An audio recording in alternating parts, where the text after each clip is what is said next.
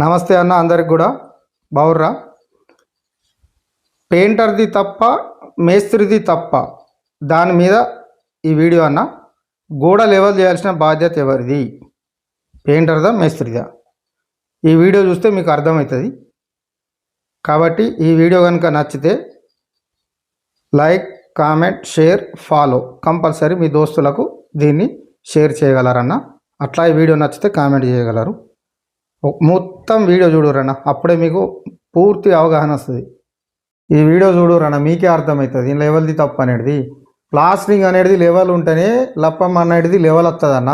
Plastering level చేయించుకోకుండా పెయింటర్ను 3 coating లప్పం పెట్టినాక నీ లప్పం ఎత్తులు బొందలు వచ్చింది, మా దోస్తు ఇంట్లో మంచిగా వచ్చింది, నీకు 10,000 దెంగుతా, ఇగో ఈ ముచ్చట్లు వేయకూర్రి. ఫస్ట్ మీరు అవగాహన తెచ్చుకోర్రి.